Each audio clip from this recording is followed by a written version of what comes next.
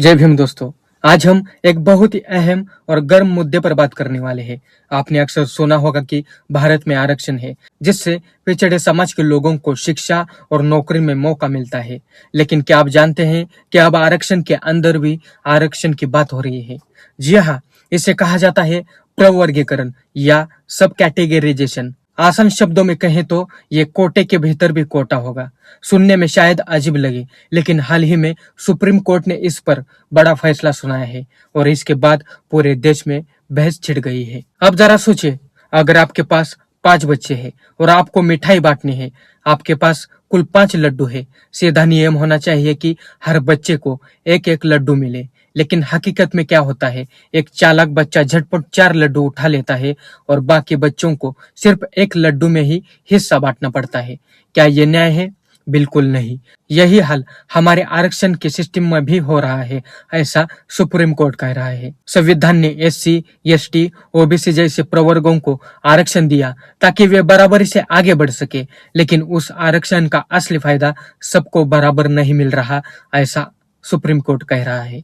कुछ जातियां हैं जो बार बार उस आरक्षण का फायदा ले रहे हैं और बाकी जातियां पीछे रह गई है। अब सवाल उठता है कि आखिर ऐसा क्यों हो रहा है? मान लीजिए कि एससी वर्ग के अंदर 100 अलग अलग जातियां हैं। इनमें से 10 जातियां शिक्षा और नौकरी में आगे बढ़ गई और वे लगातार आरक्षण का लाभ उठा रही है, लेकिन बाकी 90 जातियां अब भी गरीबी और पिछड़ेपन से बाहर ही निकल नहीं पा रही। तो क्या ये आरक्षण अपने असली मकसद को पूरा कर रहा है? सुप्रीम कोर्ट का कहना है कि अगर ऐसा ही हो रहा है तो हमें आरक्षण का प्रवर्गीकरण करना होगा, यानी हर जाति को उसका न्याय मिलना चाहिए। इससे पहले साल 2004 में सुप्रीम कोर्ट ने ईवी चिन्नैया नाम का एक केस सुना था। उस समय कोर्ट ने कहा था कि एससी और एसटी को संविधान में जो सूची मिलती है उसके अंदर किसी भी तरह का उपवर्गीकरण नहीं हो सकता। मतलब अगर किसी जाति को एससी में रखा गया है तो उसे पूरी एससी वर्ग के बराबर ही अधिकार मिलेगा, किसी को ज्यादा या कम नहीं। लेकिन अब हाल ही में 2024-25 में सुप्रीम कोर्ट ने उस फैसले को बदल दिया है। नया फैसला कहता है कि अगर किसी राज्य के पास ठोस आंकड़े हैं, डेटा है जो यह साबित करता है कि कुछ जातियां बिल्कुल भी फायदा नहीं उठा पा रही, तो सरकार उन जातियों के लिए अलग आरक्षण का हिस्सा निकाल सकती है। इस फैसले के दौरान सुप्रीम कोर्ट में बहस हुई और देश के पहले दलित बौद्ध जज और सुप्रीम कोर्ट के वरिष्ठ न्यायाधीश भूषण गवई ने बहुत महत्वपूर्ण बात कही। उन्होंने साफ शब्दों में कहा कि अगर आंकड़े बताते हैं कि एससी की कुछ जातियां बार बार ही फायदे ले रही है और बाकी जातियां वंचित रह रही है, तो ये संविधान के समानता के सिद्धांत के खिलाफ है। इसलिए प्रवर्गीकरण करना जरूरी है। उनका कहना था कि संविधान का असली मकसद सिर्फ आरक्षण देना नहीं, बल्कि ये सुनिश्चित करना है कि सबको बराबरी का अवसर मिले। अब ये फैसला सुनने के बाद सबसे बड़ा सवाल यह है कि इससे फायदा किसे होगा और नुकसान किसे? दोस्तों, जब हम किसी भी बड़े बदलाव की बात करते हैं तो सबसे पहले ये समझना जरूरी है कि उससे क्या फायदे होंगे और क्या नुकसान। सुप्रीम कोर्ट ने जब कहा कि आरक्षण का प्रवर्गीकरण किया जा सकता है, तो इसका सबसे बड़ा फायदा उन जातियों को होगा जो अब तक आरक्षण होने के बावजूद भी पिछड़े ही पिछड़े रह गई। मान लीजिए कि कोई जाति इतनी कमजोर है कि उसके बच्चे कॉलेज तक नहीं जा पाते, जबकि दूसरी जाति के बच्चे आईएएस, डॉक्टर, इंजीनियर बन गए। दोनों ही जातियां एक ही सूची में हैं, दोनों को बराबरी का हिस्सा मिला, लेकिन नतीजा बराबर क्यों नहीं आया? यही असमानता दूर करने के लिए प्रवर्गीकरण किया जाएगा। अगर इस सिस्टम को सही तरीके से लागू किया गया तो हर जाति को उसका हक मिलेगा। अब तक जो जातियां आरक्षण का असली फायदा ले चुकी है, उनकी पकड़ थोड़ी ढीली होगी और जो जातियां अब तक पीछे थी, उन्हें आगे आने का मौका मिलेगा। इससे समाज में संतुलन बनेगा। आरक्षण का असली मकसद भी यही है कि जिनको सबसे ज्यादा जरूरत है उन्हें प्राथमिकता मिलनी चाहिए। लेकिन दोस्तों, फायदे के साथ साथ कुछ बड़े नुकसान भी हो सकते हैं। सबसे बड़ा नुकसान ये है कि समाज में जातियों के बीच और ज्यादा खींचतान बढ़ सकती है। आज भी हम देखते हैं कि आरक्षण को लेकर अलग अलग समाज में विरोध और आंदोलन होते रहे हैं। अगर आरक्षण के अंदर भी आरक्षण बांट दिया गया तो ये विवाद और तेज हो सकता है। दूसरी चुनौती ये होगी कि सरकार को ये तय करना पड़ेगा कि कौन सी जाति कितनी पिछड़ी है और किसे कितना हिस्सा मिलना चाहिए। इसके लिए ठोस आंकड़े चाहिए होंगे। जातिवार जनगणना करनी होगी और ये काम आसान नहीं है। कई बार डेटा ही उपलब्ध नहीं होता और जब होता है तो उस पर राजनीतिक दबाव और विवाद खड़े हो जाते हैं। अब सबसे अहम सवाल आता है कि दलित बौद्ध समाज, जिसे हम डॉक्टर बाबा साहब आम्बेडकर जी के अनुयायियों के रूप में जानते हैं, उस पर इसका क्या असर होगा। ये समाज एससी वर्ग में आता है और इसे भी आरक्षण का हक मिलता है। अब तक की स्थिति देखें तो दलित बौद्ध समाज ने शिक्षा और नौकरियों में एक हद तक प्रगति की है। कई बड़े नेता, अफसर और प्रोफेसर इसी समाज से निकले हैं।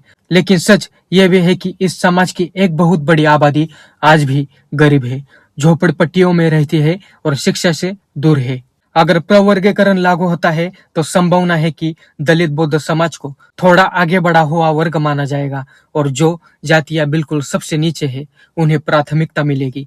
इसका मतलब यह है कि दलित बौद्ध समाज के कुछ हिस्सों को फायदा कम हो सकता है। लेकिन दूसरी तरफ अगर सरकार सही तरीके से अध्ययन करती है और समाज की गरीबी और पिछड़ेपन को सामने रखती है तो दलित बौद्ध समाज के गरीब हिस्सों को भी इससे फायदा मिल सकता है। यानी असर मिला जुला होगा, कुछ को फायदा कुछ को नुकसान होगा। अब एक और बड़ा मुद्दा सामने आया है और वो है कि क्रीमी। आपने सुना होगा कि ओबीसी में क्रीमी लागू है। इसका मतलब यह है कि जिन परिवारों की आमदनी ज्यादा है, जिनके बच्चे पहले से ही अच्छी नौकरी और शिक्षा पा चुके हैं, उन्हें आरक्षण का लाभ नहीं मिलता। सुप्रीम कोर्ट ने अब सुझाव दिया है कि यही नियम एससी और एसटी पर भी लागू होना चाहिए। अगर ऐसा होता है तो दलित बौद्ध समाज के उन परिवारों के बच्चे जो पहले से ही अच्छी स्थिति में है, उन्हें आरक्षण से बाहर किया जा सकता है। लेकिन इससे गरीब और पिछड़े दलित बौद्ध परिवारों को ज्यादा फायदा मिलेगा, क्योंकि आरक्षण का असली हिस्सा उन्हीं तक पहुंचेगा जिन्हें सबसे ज्यादा जरूरत है। सोचिए, अगर एक परिवार में पहले ही 3 लोग बड़े अफसर बन चुके हैं और चौथा बच्चा भी उस आरक्षण से लाभ ले ले, तो क्या ये न्याय है? या फिर बेहतर होगा कि चौथे की जगह किसी एक बच्चे को मौका मिले जो पहली बार कॉलेज में कदम रखने जा रहा है। यही तर्क सुप्रीम कोर्ट दे रहा है। इसलिए दोस्तों, प्रवर्गीकरण और क्रीमी लेयर का मिला जुला असर होगा। इससे समाज में संतुलन भी हो सकता है और विवाद भी बढ़ सकता है। सवाल यह है कि इसे लागू करने का सही तरीका कितना न्यायपूर्ण और पारदर्शी होता है। दोस्तों, अब सवाल उठता है कि इस फैसले का भविष्य में भारत की राजनीति और समाज पर क्या असर होगा। सच कहें तो आरक्षण हमेशा से राजनीति का सबसे बड़ा हथियार रहा है।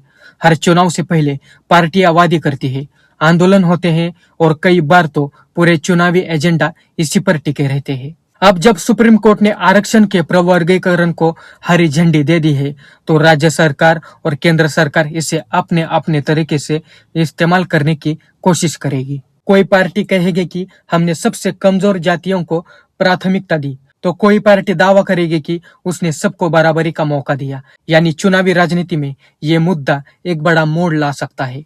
लेकिन राजनीति से परे देखें तो असली सवाल ये है कि समाज में इसका असर कैसा होगा। अगर प्रवर्गीकरण सही तरीके से लागू हुआ तो हर जाति को बराबर न्याय मिलेगा। वे जातियां जो अब तक सिर्फ नाम के लिए ही आरक्षण में शामिल थी लेकिन असल में कोई फायदा नहीं पा रही थी, उन्हें अब सही मायने में अवसर मिलेगा।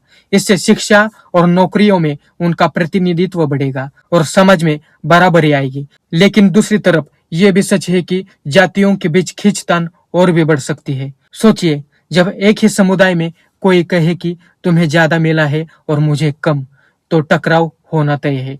राजनीति इन टकरावों को और हवा दे सकती है। इसलिए यह जरूरी है कि प्रवर्गीकरण पारदर्शिता हो और आंकड़ों के आधार पर हो, न कि सिर्फ वोट बैंक की राजनीति के लिए। अब दलित बौद्ध समाज की बात करें तो यह तस्वीर थोड़ी पेचीदा है। जब डॉक्टर बाबा साहब आम्बेडकर जी ने बौद्ध धर्म अपनाया था तो उनका सपना था कि समाज में बराबरी आए और जाति व्यवस्था की बेड़ियां टूटे। लेकिन हकीकत में देखा जाए तो दलित बौद्ध समाज अभी भी आर्थिक और सामाजिक चुनौतियों से पूरी तरह बाहर नहीं निकल पाया। सुप्रीम कोर्ट का नया फैसला इस समाज के लिए दोहरी चुनौती और अवसर लेकर आया है। अगर क्रीमी लेयर लागू होता है तो उन परिवारों के बच्चों को आरक्षण का फायदा नहीं मिलेगा जो पहले से स्थापित है। लेकिन दूसरी तरफ गरीब दलित बौद्ध परिवारों को इससे ज्यादा मौका मिलेगा। यानी समाज के भीतर ही संतुलन बनेगा। न्यायमूर्ति भूषण गवई, जो खुद दलित बौद्ध समाज से आते हैं, उन्होंने इस फैसले के दौरान एक बहुत अहम बात कही है। उन्होंने कहा है कि संविधान का असली मकसद है सबको बराबरी का अवसर देना। अगर कोई जाति या उपजाति आरक्षण के बावजूद भी पिछड़ी रह जाती है, तो उसका मतलब है कि व्यवस्था में कमी है और उस कमी को दूर करना ही प्रवर्गीकरण का असली मकसद है। उनका ये बयान केवल कानूनी नहीं, बल्कि सामाजिक दृष्टि से भी बहुत बड़ा संदेश देता है, खासकर उनके अपने समाज के लिए। अब दोस्तों, आखिर में सवाल आपसे है, क्या आरक्षण का प्रवर्गीकरण सही है? क्या यह वाकई सबसे पिछड़ों तक न्याय पहुंचाएगा या फिर ये समाज को और ज्यादा बांट देगा? सच यही है कि इस सवाल का जवाब आसान नहीं है, लेकिन इतना जरूर है कि यह फैसला भारतीय समाज और राजनीति की दिशा बदल सकता है। इसलिए इस मुद्दे पर आपकी राय बेहद अहम है। हमें मिलकर सोचना होगा कि आरक्षण का असली मकसद क्या है। क्या ये केवल कुछ जातियों के लिए ही है या हर उस परिवार के लिए जो गरीबी और पिछड़ेपन की जंजीरों में बंधा हुआ है? तो दोस्तों, यही थी हमारी आज की चर्चा। आरक्षण का प्रवर्गीकरण, इसके फायदे और नुकसान, दलित बौद्ध समाज पर असर और सुप्रीम कोर्ट के न्यायमूर्ति भूषण गवई का ऐतिहासिक बयान। मुझे उम्मीद है कि आपने इस वीडियो से कुछ न कुछ सीखा होगा। अब आप इस मुद्दे को और गहराई से समझ पाएंगे। अगर आपको ये वीडियो अच्छा लगा हो तो इसे लाइक जरूर कीजिए, अपने दोस्तों के साथ शेयर कीजिए और चैनल को सब्सक्राइब करना ना भूलें। और इसी के साथ इन वीडियोस को बनाने में मुझे बहुत मेहनत लगती है, बहुत रिसर्च करना पड़ता है। अगर आपको मेरा ये काम पसंद आता हो, मुझे सपोर्ट करने की इच्छा हो, तो थैंक्स और ज्वाइन फीचर्स के जरिए मुझे सपोर्ट कर सकते हो। ये मेरा इंस्टाग्राम आईडी है, जरूर फॉलो करें। चलो मिलते हैं अगले वीडियो में। जय भीम, नमो बुद्धाय।